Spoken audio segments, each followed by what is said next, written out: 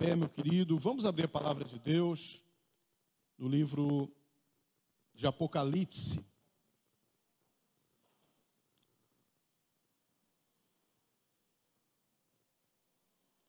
Tá aqui, ó. Aí, irmãos. O horário, né, é bem característico para uma vigília, né?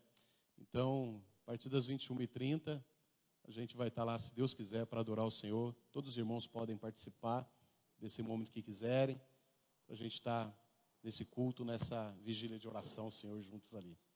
Deus abençoe, em nome de Jesus, que seja algo poderoso naquele lugar, em nome de Jesus, amém?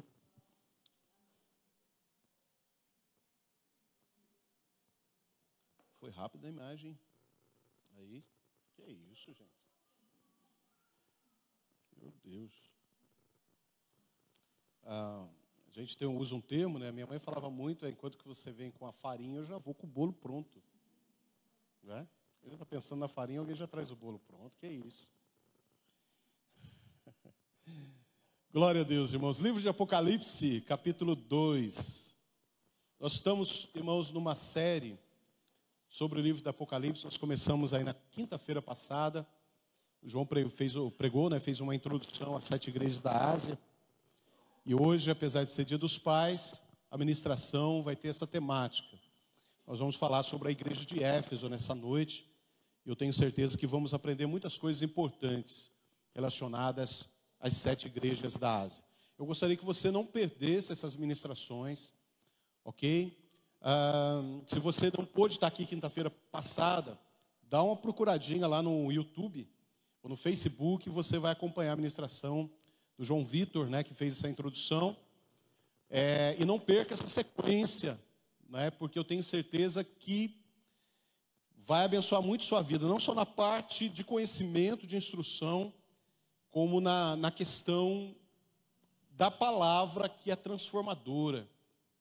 Porque, irmãos, apesar dessa mensagem ter sido direcionada às 7 igrejas da Ásia, há 2000 anos atrás, aproximadamente, ela é uma mensagem para a igreja de todos os tempos. Ela é muito contemporânea, porque a palavra de Deus, ela não está presa a um tempo, ela se renova, ela é eterna, e tudo aquilo que é eterno, da parte de Deus, é aquilo que não se desgasta, não se acaba, não passa com o tempo, mas permanece. Amém? Falamos aqui na oração, né, que as palavras de Jesus, todas as coisas passam, céu, ele vai dizer, falando sobre essa questão humana, material e natural que passa, né? Os céus e a terra passarão, mas as minhas palavras, elas não hão de passar. Então elas permanecem, ou seja, aquilo que foi declarado nas Escrituras, a verdade das Escrituras são coisas que elas não se deterioram com o passar do tempo. Elas não são arcaicas, elas não são relacionadas apenas a um período antigo. Elas continuam instruindo, confortando, consolando, transformando também no nosso tempo e nos nossos dias. Amém? Então vamos ler a palavra de Deus, capítulo 2 do livro de Apocalipse, carta à igreja de Éfeso. Ao anjo da igreja de Éfeso escreve: essas coisas diz aquele que conserva na mão direita as 7 estrelas e que anda no meio dos 7 candeeiros de ouro. Conheço as tuas obras, tanto o teu labor como a tua perseverança, e que não podes suportar homens maus, e que puseste à prova os que a si mesmos se declaram apóstolos e não são, e os achastes mentirosos. E tens perseverança, e suportastes provas por causa do meu nome, e não te deixastes esmorecer. Tenho, porém, contra ti, que abandonaste o teu primeiro amor. Lembra-te, pois, de onde caíste, arrepende-te e volta à prática das primeiras obras, e se não, venho a ti e moverei do seu lugar o teu candeeiro, caso não te arrependas. Tens, contudo, a teu favor, que odeias as obras dos nicolaítas, as quais eu também odeio. Quem tem ouvidos, ouça o que o Espírito diz às igrejas. Ao vencedor dar-lhe-ei que se alimente da árvore da vida que se encontra no paraíso de Deus. Amém?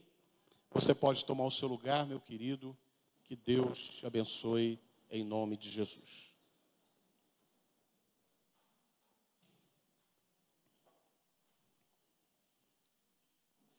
Queridos irmãos, a primeira carta de Jesus, endereçada à igreja de Éfeso. Éfeso era uma capital da província romana da Ásia, e seus habitantes gostavam de chamá-la a metrópole, devido à sua importância. Ela também era, segundo a história, um centro comercial muito próspero, e ela se orgulhava de ter ali, na sua cidade, o seu seio, né? Uma das 7 maravilhas do mundo antigo, que era o templo da Diana, da deusa Diana, Diana dos Efésios. Razão pela qual também havia um sistema religioso idólatra muito forte naquela cidade. Além disso, muitos judeus moravam ali e tinham a liberdade para seguir as suas práticas judaicas. Muitos habitantes da cidade também seguiam as artes mágicas, o ocultismo, e nós temos aqui também um texto de Atos. Gostaria que o irmão colocasse esse texto aqui, Atos capítulo 19, versículo 17 a 19, quando a mensagem chega a esse lugar, algumas coisas vão acontecer na cidade de Éfeso. Então, o texto está dizendo assim: chegou este fato ao conhecimento de todos, assim judeus como gregos habitantes de Éfeso, veio temor sobre todos eles, e o nome do Senhor Jesus era engrandecido. Muitos dos que creram vieram confessando e denunciando publicamente as suas próprias obras. Também muitos dos que haviam praticado artes mágicas, reunindo seus livros, os queimaram diante de todos. Calculados os seus preços, achou-se que montavam a 50 mil denários. Então, algumas práticas, quando a gente lê artes mágicas, talvez o conceito de mágica para nós seja um tanto quanto diferente daquela época. Mas o contexto mágico aqui está muito relacionado à magia, ao ocultismo, às práticas de feitiçaria e de bruxaria. O evangelho chega, as pessoas se convertem, e os livros e os utensílios de práticas de ocultismo e de bruxaria, eles são destruídos. A conversão, irmãos, de fato, ela provoca uma mudança radical, né, na vida daquele que encontra Jesus Cristo de fato. Bom, a igreja em Éfeso, ela foi estabelecida o ano 52 depois de Cristo, pelo apóstolo Paulo, em suas viagens missionárias. Ele chega à cidade de Éfeso, na companhia também dos missionários Áquila e Priscila, e estabelecem a igreja em Éfeso na segunda viagem missionária. Paulo empreende 3 viagens missionárias, primeira, segunda, terceira. Na segunda viagem missionária, ele chega a Éfeso e estabelece a igreja ali na cidade dos Efésios. A igreja de Éfeso, irmãos, ela cresceu de forma tão extraordinária que a economia da cidade, veja bem isso, que dependia de artefatos religiosos, foi ameaçada. Geralmente nas cidades onde se concentra o aspecto religioso, principalmente idólatra, de uma forma muito grande, ao desenvolvimento do comércio também, que vendem produtos relacionados a certas práticas religiosas. A gente não vai deixar isso muito declarado aqui, mas você sabe de alguns lugares onde as pessoas vão e é muito forte o comércio religioso, que se vende produtos utensílios, artigos de culto, não é? E as pessoas, elas são beneficiadas através da religião, né, da prática religiosa, vendendo seus produtos. O evangelho chega na cidade de Éfeso, o poder do evangelho é tão forte, a graça de Deus, ela é tão grande nessa cidade, irmãos, que a economia da cidade, que dependia da venda desses artefatos, ela foi ameaçada, ou seja, os lugares de venda começaram a fechar suas portas, porque as pessoas convertiam a Cristo, elas não mais consumiam os produtos religiosos, elas não mais compravam os utensílios de culto a deuses pagãos. Então o comércio tinha que fechar as suas portas. Não se conseguia mais vender. Eu me lembro, irmãos, de uma fazenda que eu morei muito tempo atrás, a gente até tinha mudado a fazenda, e o evangelho chegou nesse lugar de uma forma tão grande, né? Havia muita reunião de pessoas de diversas denominações nesse lugar, porque era distante de vir cultuar a Deus na cidade. E muitas pessoas começaram a se converter na fazenda, né? As pessoas adoravam a Deus, buscavam a Deus, ali os cultos eram feitos, e muita gente começou, que estava afastado, voltar para Jesus, outros se converteram. Então uma pessoa do mundo, né? Alguém que morava lá na fazenda lá, e mudou, encontrou com essa pessoa na rua e perguntou: e lá, como é que está a fazenda, como é que está aquele lugar? Aí ele falou: está ruim, a fazenda está muito ruim, porque todo mundo está virando crente na fazenda. Olha, do jeito que era antes, que a gente divertia, fazia as festas, hoje não tem, porque todo mundo está virando crente lá na fazenda. Mais ou menos o que está acontecendo na cidade de Éfeso. Há uma conversão, muitos têm se convertido a Cristo, o evangelho tem chegado com muita força naquele lugar, a ponto de interferir no comércio de produtos religiosos pagãos. Não é? Que coisa boa, que coisa maravilhosa. A igreja ali serviu também, irmãos, como centro propagador do evangelho para as regiões vizinhas. Ou seja, se nós olharmos ali no mapa, na trajetória da chegada do evangelho, nós vamos perceber que a igreja de Éfeso, a cidade de Éfeso, é a primeira cidade, né, logo na entrada daquela região ali para as outras cidades. Então, ponto de partida para a evangelização das outras cidades começa em Éfeso. Então ela se torna um polo, ela se torna um QG, um quartel-general, onde dali saem as investidas missionárias para que as outras cidades elas sejam alcançadas também com o evangelho. Além de Paulo, Timóteo e o apóstolo João estiveram envolvidos no pastoreio também da igreja de Éfeso. Isso a gente vai encontrar nas cartas, principalmente de Timóteo, né? E também a história fala de João voltando, né, depois ele veio enviado para a igreja, para a ilha de Pátimos. Primeiro eles jogam ele num tacho de óleo fervente, tentando reprimir o evangelho, né, porque ele é uma das lideranças da igreja. Ele não morre, né, tentam fritar ele, mas ele não morre. Então ele é desterrado para a ilha de Pátimos, certo? E ele é preservado em vida. Ele é o único apóstolo que não morre como Marte, não é? Deus tem um propósito para todas as coisas. Segundo a história, ele vem para Éfeso, volta para Éfeso, pastoreia a igreja de Éfeso, é o último pastor dessa linha, né, dos apóstolos, que pastoreia a igreja de Éfeso e morre por causas naturais, segundo a tradição. Queridos irmãos, então nós vemos um avivamento na cidade de Éfeso. A igreja chegando, o evangelho sendo estabelecido na cidade de Éfeso, e está acontecendo um avivamento. Muito bem, mas o tempo passou e uma nova geração de crentes surgiu em Éfeso. Foi a essa nova geração que o Senhor Jesus ditou ao apóstolo João a carta da igreja de Éfeso, que nós lemos aqui, registrada no livro do Apocalipse. Como a data mais provável para o livro de Apocalipse é a década de 90 depois de Cristo. Veja bem que é bem lá na frente, né? Todos os apóstolos, eles morrem, né? E até essa altura praticamente. Então a carta à igreja de Éfeso foi escrita cerca de 40 anos depois que aquela igreja foi fundada.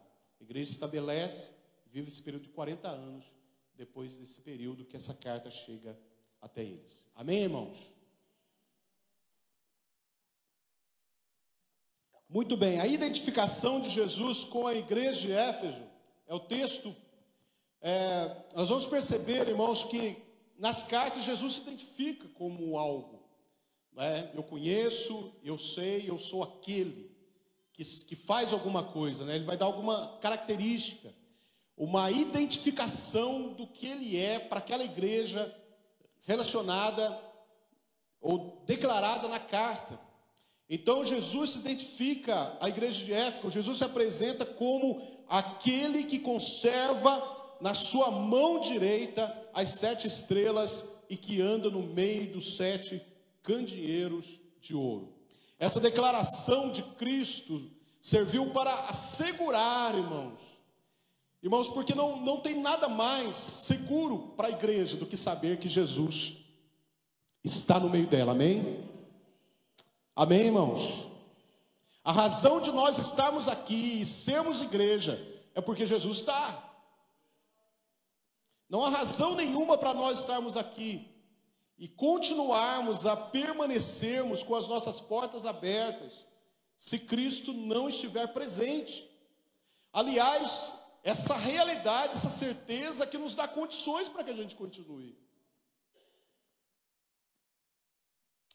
A esperança individualmente de cada cristão, ele se renova, sabendo que o Senhor está junto com ele, que nós não estamos sozinhos, mesmo que às vezes aparenta ser. Às vezes podemos estar distantes da família, de amigos, de pessoas, de gente, mas se nós temos a plena certeza que Cristo está com a gente, irmãos, tranquilo, nós superamos, nós vencemos, nós permanecemos. Amém, irmãos? Então Jesus começa a falar para Éfeso, se identificando como aquele que tem na sua mão direita as 7 estrelas e que anda no meio dos 7 candeeiros. Ou seja, Cristo está assegurando aos crentes de Éfeso que ele tem o controle das igrejas nas suas mãos. Que a igreja está na mão de Jesus Cristo, amém? A igreja, irmãos, não está na mão dos homens. A igreja não está na mão dos políticos. A igreja não está na mão dos governantes. A igreja está na mão de nosso Senhor e Salvador Jesus Cristo. E eu quero dizer para você nessa noite que o melhor lugar que você possa estar, seguro, com sua convicção renovada do Senhor, é nas mãos dele. Quando nós declaramos a minha vida está nas mãos do Senhor, irmãos, isso não pode ser uma declaração aleatória, isso não pode ser uma declaração vazia, isso tem que ser uma declaração baseada em certeza e convicção, certo? Porque pode faltar tudo na sua vida, mas se você está nas mãos do Senhor, irmão, vai dar tudo certo, vai dar tudo certo, amém? Louvado seja Deus. E que palavra Jesus está dizendo para a igreja de Éfeso, não é? Certo, gente, eu tenho nas mãos a igreja, e eu passeio no meio da igreja, eu ando no meio dos 7 candeeiros de ouro, aleluia. Então ele dirige seus líderes, conhece as suas necessidades, ele caminha no meio do seu povo. Jesus caminha no meio do seu povo, aleluia. Jesus anda no meio da igreja, Jesus se faz presente no meio do seu povo, ele se manifesta no meio do seu povo. Jesus conhece a sua igreja, Jesus é o cabeça da igreja, então ele tem toda a autoridade para repreender, exortar e encorajar a sua igreja. Só pode fazer isso quem está junto, quem está perto, quem está no meio. Aleluia, que certeza maravilhosa, irmãos, é essa, de sabermos que Jesus está em nosso meio e que ele anda no nosso meio. Uma característica muito importante daquele que anda no meio é o conhecimento que ele tem. Por isso que ele vai dizer depois: eu conheço as tuas obras, porque só conhece quem está, só conhece uma família quem é integrante daquela família, que entra e sai dentro daquela casa, que convive com aquela família, que está junto, que está ali no meio, que entra e sai. A convivência é que traz o conhecimento do lugar, do ambiente das pessoas. Jesus conhece a igreja, sabe o que a igreja, como ela vive, porque ele anda no meio da igreja, ele passeia no meio da igreja, ele está no meio da igreja. Que coisa extraordinária. E aí nessa carta, irmãos, nós temos primeiramente os elogios de Jesus à igreja de Éfeso. A igreja de Éfeso tinha bons motivos para receber elogios. Jesus destaca virtudes dignas de serem mencionadas. A primeira delas é que o Senhor conhece. Versículo 2: conheço as tuas obras, tanto o teu labor com a tua perseverança, e que não pode suportar homens maus, e que puseste a prova os que a si mesmos se declaram apóstolos e não são, e os achastes mentirosos.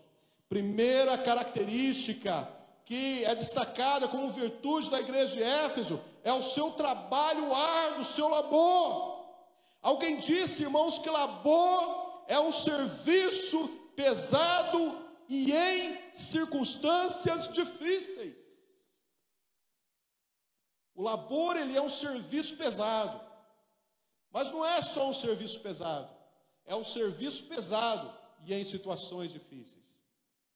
Jesus está dizendo que não era fácil ser igreja em Éfeso, que não era fácil eles permanecerem servindo a ele em Éfeso. Jesus está falando que a luta deles, ele conhecia que a luta deles era muito grande por servir a Cristo. Era um labor, trabalho árduo. Se nós pensamos, irmãos, que as nossas dificuldades, elas são grandes, que as nossas perseguições, elas são muitas, é porque nós desconhecemos completamente as perseguições, as dificuldades e as lutas dos nossos irmãos da igreja de Éfeso. Ali eles sofreram mesmo. Ali realmente era um trabalho feito, e feito com muito labor. Aqueles cristãos trabalhavam de forma árdua pela causa do evangelho. A igreja de Éfeso era dedicada em servir a Deus. Isso significa que ela trabalhava em prol do reino de Deus até se cansar, até a exaustão, não é? Pois ela se esforçava bastante para fazer a obra de Deus, e nós sabemos que a obra de Deus, ela envolve uma série de coisas relacionadas ao culto, à adoração, ao serviço a Deus, mas ela se esforçava, e a questão para nós é o quanto eu e você nos esforçamos para viver ou para fazer a obra de Deus. Será que nós não podemos esforçar um pouquinho mais? Será que nós não podemos dedicar um pouquinho mais à obra de Deus? Será que todas as coisas têm a sua relevância? Que nós podemos nos cansar para tantas coisas dessa vida e não podemos nos cansar um pouco mais fazendo as coisas para Deus? Será que muitas vezes nós chegamos para Deus e falamos para Ele: Senhor, eu estou muito cansado. Nós reclamamos que nós estamos exaustos por fazer as coisas de Deus, de fazer a obra de Deus e se dedicar às atividades e às coisas de Deus. E muitas vezes nós não falamos isso ante a exaustão das necessidades materiais. Nós não nos cansamos para outras coisas, mas nos cansamos para as coisas de Deus. Nós temos disposição, muita disposição para fazer tantas coisas, mas pouca disposição para fazer as coisas de Deus.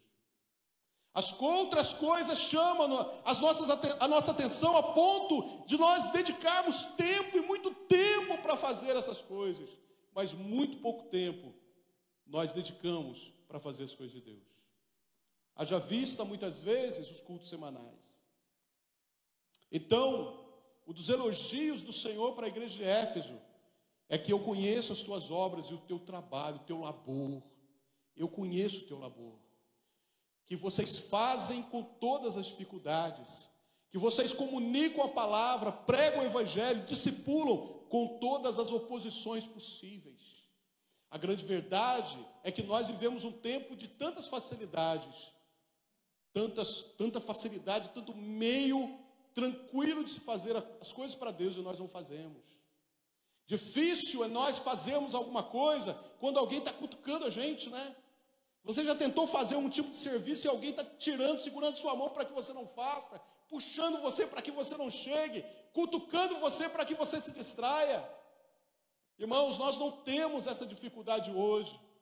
Tudo que nós tentamos fazer, né, pela graça de Deus, Deus vai com a gente, nós fazemos. Aonde abre uma porta, nós podemos chegar e pregar o Evangelho, e comunicar a palavra sem dificuldade nenhuma.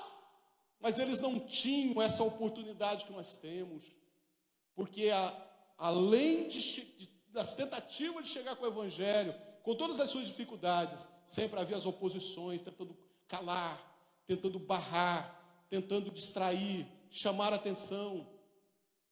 Por isso que o Senhor vai dizer, olha, mesmo com muito labor, mesmo com todas as dificuldades, eu conheço as tuas obras, e sei que vocês têm feito um trabalho, com todas as dificuldades, mas vocês continuam trabalhando e fazendo a obra. Com todo labor, vocês continuam fazendo. Amém, irmãos? A segunda elogio de Jesus à igreja de Éfeso é a sua perseverança diante do sofrimento. Mesmo suportando muito sofrimento por causa do nome de Jesus, eles não se desfaleciam. Perceba, irmãos, como já falamos, que o impacto que a igreja causou ao comércio idólatra gerou muita perseguição. Muita perseguição. Você imagina, ninguém estava sorrindo para eles, né? Ninguém, que bonito que vocês são. Vocês são muito queridinhos aqui na nossa cidade, nós amamos vocês. Porque muitas vezes nós esperamos isso das pessoas, né? Que as pessoas nos considerem, que as pessoas sorriam o tempo todo para a gente, que as pessoas, elas compartilham da nossa felicidade em servir a Cristo. Mas ninguém estava feliz, ou pelo menos a população pagã daquela cidade estava feliz com o estabelecimento da igreja ali, irmãos. Eles não estavam contentes, os comerciantes não estavam contentes com o estabelecimento da igreja, com a chegada da igreja, com a expansão do Evangelho, com o crescimento do Evangelho naquela cidade. Estava comprometendo o comércio, estava comprometendo a economia da cidade, estava mudando os costumes, estava mudando a forma de viver na cidade. A cidade começou a ter uma nova direção, uma nova forma de viver por causa da igreja, irmãos. O ambiente começou a mudar por causa da presença da igreja em Éfeso.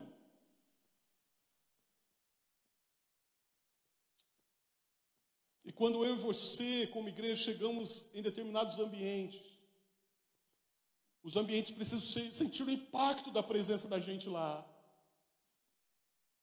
Os lugares onde nós, como igreja, colocamos a planta dos nossos pés, precisam sentir alguma coisa diferente.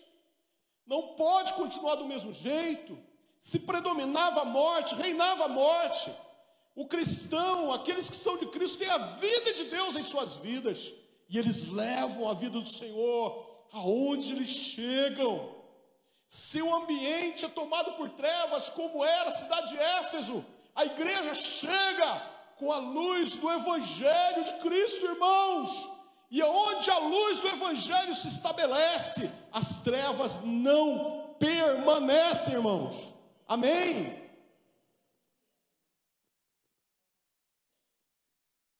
Alguém diz que todo lugar é igual, até que Jesus passe por ele.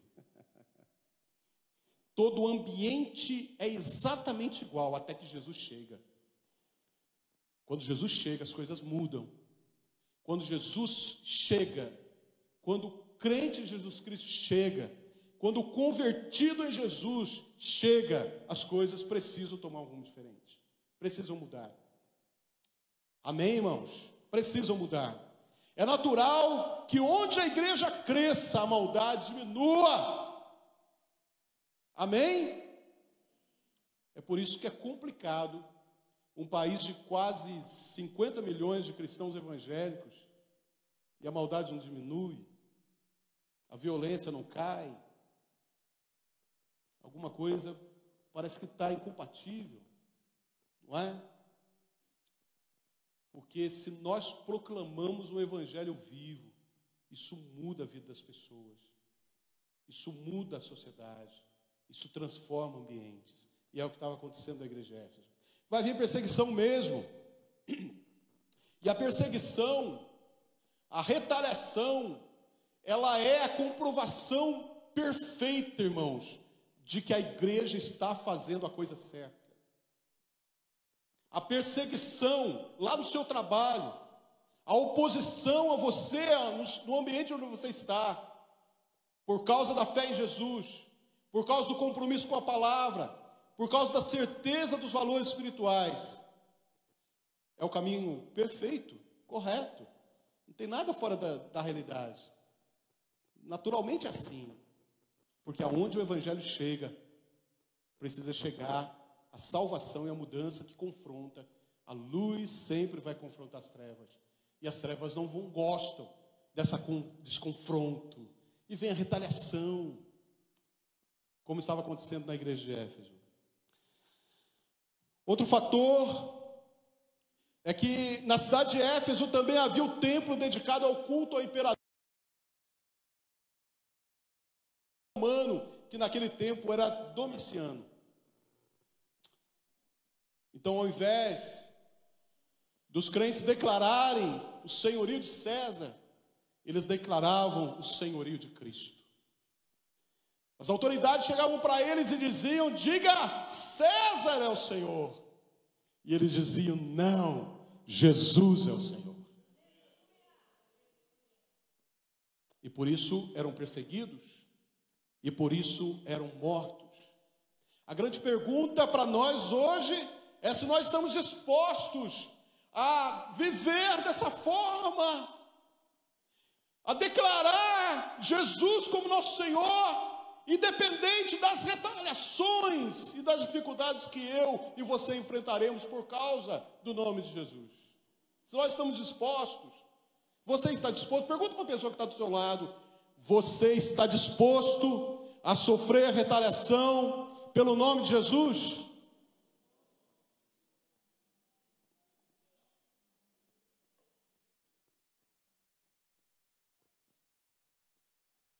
Porque por muito menos nós não nos expomos, por muito menos a gente não se posiciona, por muito menos a gente não assume o nosso papel como filhos e servos de Deus. Irmãos, tudo isso obviamente culmina num ambiente hostil e de intensas perseguições aos cristãos fiéis. Outra coisa, outro fator, além da obra e além da perseverança diante do sofrimento, era o discernimento teológico ligado à sua intolerância ao mal e ao erro. Eles eram trabalhadores, eles batalhavam pela obra do Senhor, eles eram perseverantes ante as tribulações, mas eles também tinham um discernimento teológico em relação às heresias. A igreja de Éfeso também era intolerante aos homens perversos. A igreja pôs à prova homens que se diziam ser apóstolos e descobriu que na verdade eles eram impostores. A igreja, irmãos, ela prezava pela pureza do evangelho. A igreja, ela prezava pela pureza da doutrina bíblica, pura, verdadeira, centrada em Cristo, a ponto de pessoas chegarem lá, pessoas que se declaravam apóstolos, seguidores de Cristo, que a igreja pegou esses homens e colocou eles à prova. Não, vocês vão provar aquilo que você está falando, vocês vão provar com a vida de vocês, se vocês são um apóstolo de verdade. E depois dessa prova eles perceberam que eles não eram apóstolos nada, que eles eram impostores. Então eles, irmãos, para manter a pureza doutrinária, bíblica da igreja, eles colocavam pessoas à prova. Eles não aceitavam qualquer pessoa subindo nos seus púlpitos, tomando à frente a palavra, dirigindo a palavra à igreja. Pessoas que não fossem centradas no evangelho, na doutrina e nos fundamentos da fé. Irmãos, Eles não toleravam homens maus ou aqueles que espalhavam falsas doutrinas e induziam a comunidade ao erro. Essas coisas não eram toleradas no seio da comunidade de Éfeso.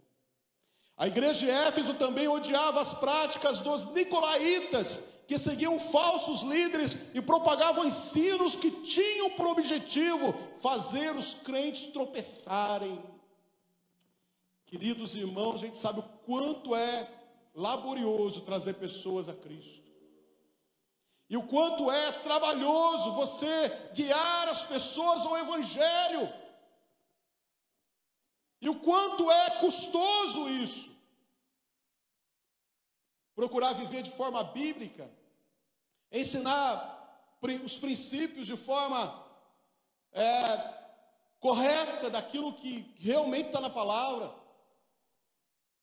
E mesmo assim, existiam na igreja de Éfeso pessoas que ensinavam o caminho contrário, que ensinavam que a prostituição não era pecado, que ensinavam que a promiscuidade sexual não era pecado, que ensinavam que o comer carne sacrificada aos ídolos não era pecado, ou seja, participar da igreja, num culto de domingo, mas numa quarta-feira participar de um culto pagão, não tinha problema nenhum.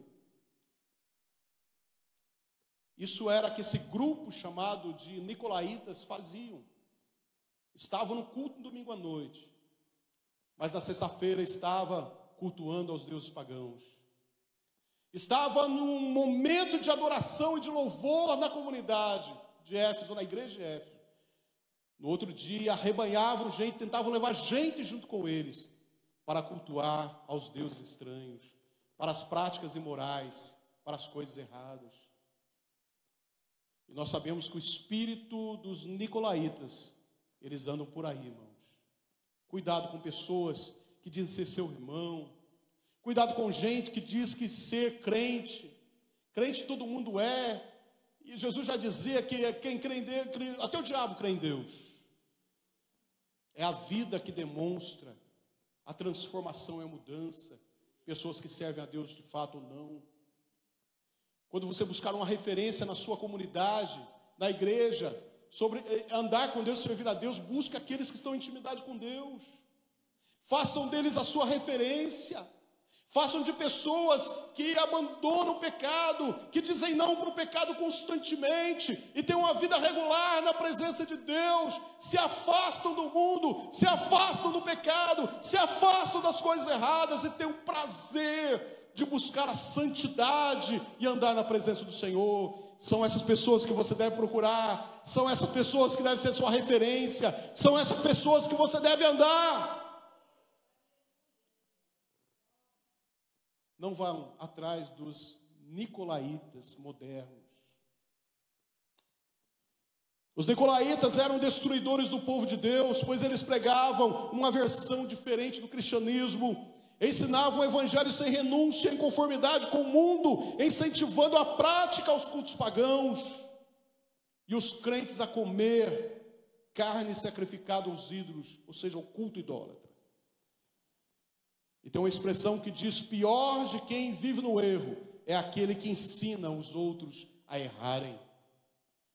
Jesus uma vez diz: e ai dos escândalos, os escândalos vão vir, né? Mas ai daqueles que promovem os escândalos. É melhor que amarre uma pedra no seu pescoço e se lance ao mar, do que fazer, escandalizar, afastar, desviar um desses meus pequeninos. Deus é severo, irmãos. Jesus é severo com aqueles que ensinam o caminho errado para as pessoas, com aqueles que tiram as pessoas do caminho certo e mostram o caminho errado da escuridão. Louvado seja Deus.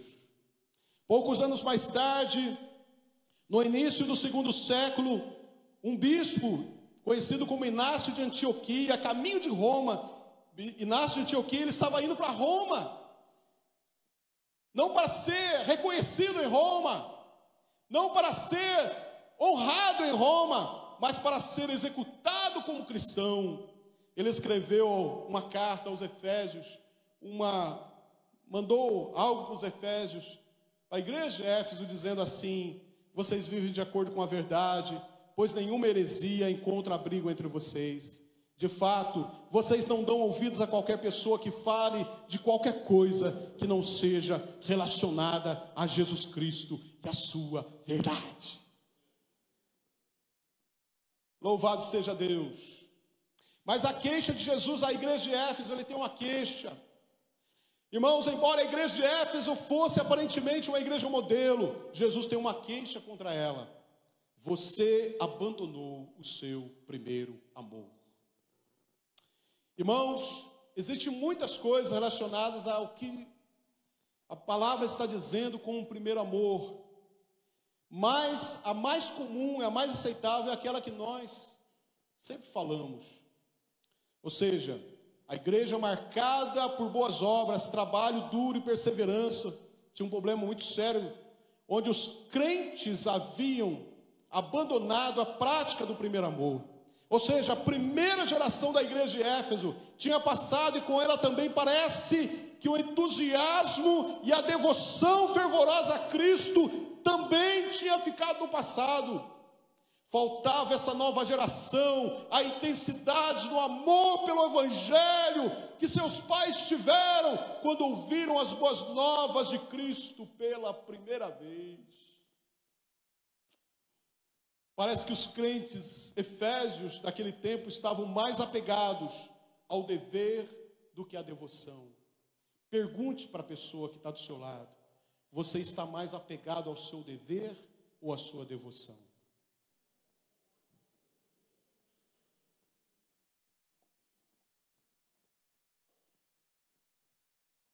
Tem uma diferença muito grande. Quando nós entramos nessa porta para cultuar a Deus, nós viemos por dever ou por devoção. Quando nós ofertamos por dever ou por devoção. Quando nós pregamos por dever ou por devoção. Quando nós fazemos qualquer atividade na igreja, ou qualquer parte do contexto obra de Deus ou culto, nós fazemos por dever ou por devoção. Às vezes, aquilo que nós fazemos é apenas por um dever, que nós temos que cumprir, ou que achamos que somos obrigados a cumprir. Deixa eu ir na igreja, porque senão minha mãe vai ficar brava. Deixa eu ir para o culto hoje, nossa, porque senão meu pai vai achar ruim comigo. Deixa eu ir na igreja, porque senão meu marido, puxa vida, fica enchendo a paciência. É isso, é por causa de um dever. Quando nós trocamos a devoção pelo dever, nós estamos deixando o primeiro amor de lado. Nós esfriamos do primeiro amor. Tudo que você fazer para Deus, tudo que você faz relacionado à obra de Deus, não pode ser por dever. Não pode ser, porque Ele simplesmente me mandou fazer. Porque senão Ele vai ficar bravo comigo. Senão as coisas não vão dar certo na minha vida. Não é isso, irmãos. Devoção tem a ver com rendição. Devoção tem a ver com entrega. Devoção tem a ver com amor manifestado.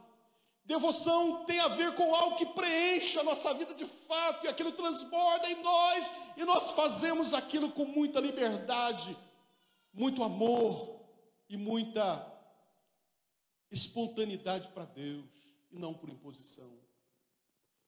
Dever, na grande maioria das vezes, tem a ver com imposição. Tem que fazer, eu tenho que fazer, eu tenho que fazer, eu tenho que fazer. Você não tem que fazer, irmãos. Porque servir a Deus é livre. Viver a vontade de Deus é em liberdade. Viver o propósito de Deus precisa fluir dentro de nós. Nós precisamos amar isso. Nós precisamos desejar isso. Isso precisa arder dentro do nosso coração. Isso precisa queimar dentro de nós. Então, quando Jesus fala, a igreja de Éfeso, eu tenho algo contra vocês, é que vocês deixaram o primeiro amor. Vocês vivem pelo dever e não mais pela devoção. Vocês não andam pela devoção. Vocês não servem pela devoção. Vocês não caminham pela devoção. Vocês não cultuam pela devoção. Aleluia. Eles permaneciam fiéis, mas faltava-lhes a eles o entusiasmo que já não tinham demonstrado, que já demonstravam um dia. Porque o amor, irmãos, ele tem relação a Deus e tem relação às pessoas também.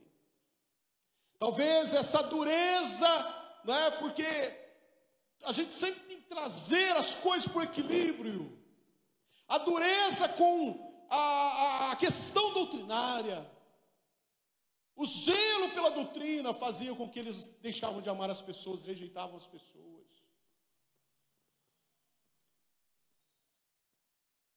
Irmãos, nós podemos não concordar com as pessoas, mas a palavra ensina a gente a amar elas. Eu posso não concordar com você e posso de repente discordar em questões doutrinárias até com você, mas eu preciso amar você. O amor de Deus que transborda no meu coração tem que se estender até você também.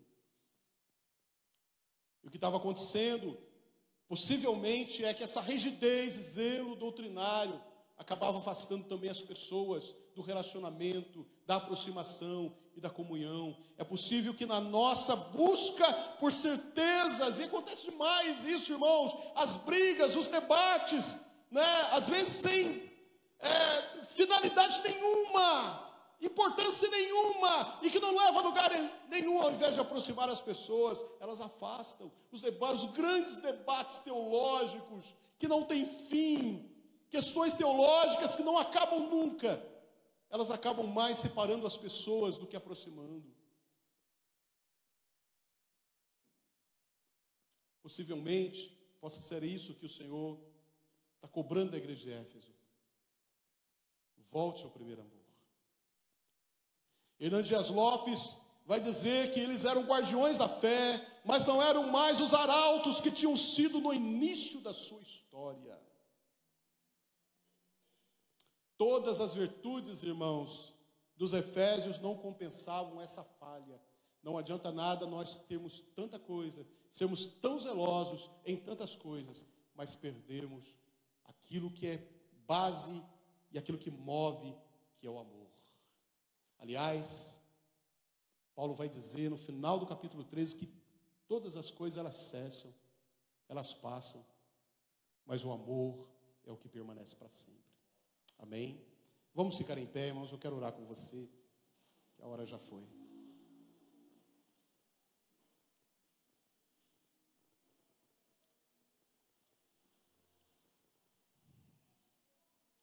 Irmãos, tem que parar aqui, não dá para continuar mais.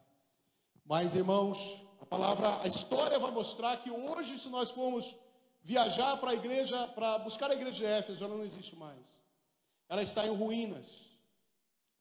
Talvez essa chama do primeiro amor ficou no passado. Mas há uma advertência da palavra de Deus, que talvez eles não ouviram. Arrepende-te e volta à prática das primeiras obras. Quando nós olhamos para a gente e entendemos que muita coisa boa da parte de Deus que existia em nós já não existe mais. Quando nós olhamos que não existe mais devoção, mas só dever dentro do nosso coração, talvez seja a hora de um arrependimento, porque a palavra fala, arrepende de onde você caiu e volta à prática das primeiras obras. Então é com arrependimento que eu e você nos chegamos à presença de Deus, buscando graça de Deus, buscando renovo espiritual, buscando volta à presença de Deus para a prática de obras e de vivência que de fato, irmãos, mudaram a história da nossa vida. Volte-se para Deus hoje, busque a comunhão com Deus e deixe o Espírito Santo renovar a tua vida, em nome de Jesus. Curve a sua cabeça, feche os seus olhos. Pai, muito obrigado por esse momento, Senhor. Nós te louvamos e te glorificamos, ó Deus. Oh, aleluia.